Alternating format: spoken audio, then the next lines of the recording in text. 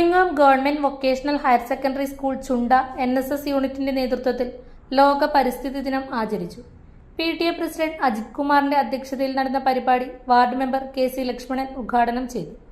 NSS leader ഹരിത പ്രതിജ്ഞ ചൊല്ലിക്കൊടുത്തു.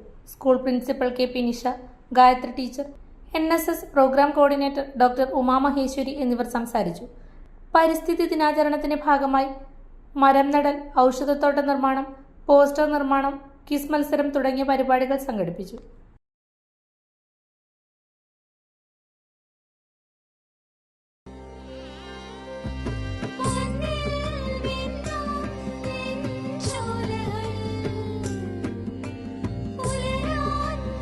ഇതെനിക്ക് തരുവോ?